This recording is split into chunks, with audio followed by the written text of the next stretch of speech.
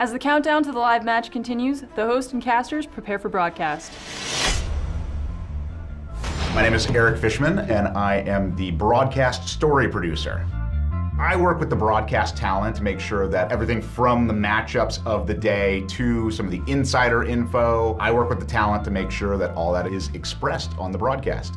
Before we go into each match, we have our host, Chris, break down the action that we're going to see today, and then after each match, the action that we've just seen. Uprising, they are perfect in their last 12 matches. They are perfect in this series so far. My name's Chris Puckett. I'm the host of the show. Welcome back, everybody. It's Puckett here at the desk. You know, in any sport, you're going to have rivalries, so that's the first thing I look at is there any bad blood? Do you have former teammates facing off, or guys that used to be nemesises? There's always going to be some human element that can be told, and those are the stories that we try and look at. Also though, this is a big league, right? We have a massive season split up into 4 different stages, and we need to tell the story of every single stage, and also the big picture. Who's in the running to make the big money at the end of the year? At 11 a.m. we do a story meeting, so we'll talk through the 3 matches for the day, all of the key storylines that are coming up, and highlight some players that we know we want to feature.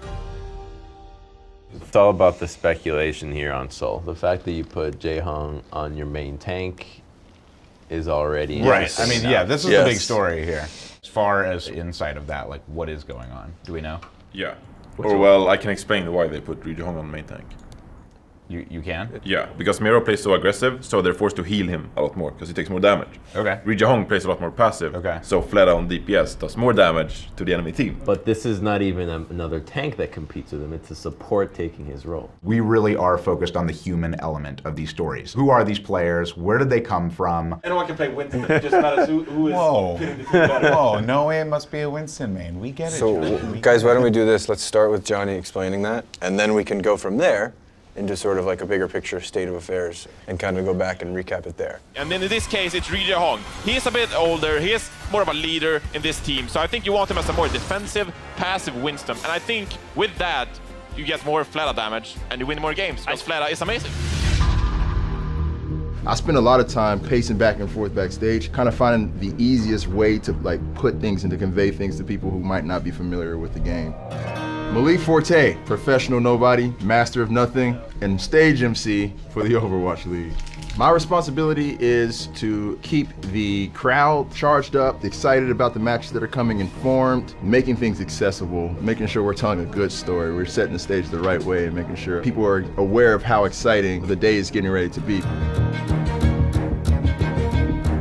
I always inherently root for the underdog. I think everybody inherently roots for Shanghai. We have a storyline that's been going the entire season with the Shanghai Dragons, with them just winning a game. The Shanghai Dragons, they're still going after that elusive first win. Everybody is there to support the Shanghai Dragons every time they take to the stage to see them get that first win. So many people here cheering on the Dragons. Everybody in the arena, they're all on their feet, they're all cheering, Shanghai, Shanghai. And that's it, Shanghai will take Numbani. But I think that's what's great about Overwatch League too. You could see any team win on any given day. Hours before the show, fans line up around the block to get into the arena. Are you guys psyched for some Overwatch? Yeah! What's one of your most memorable moments at the Overwatch League? After everyone was walking down and leaving, Pine actually took his hat off like a gentleman and handed it to me after the match, and I literally burst into tears. And I was so glad the cameras didn't find me crying over this. I was so excited, and this is his hat, and I haven't even put it on because it's Pine's hat. I think I'm gonna build a shrine.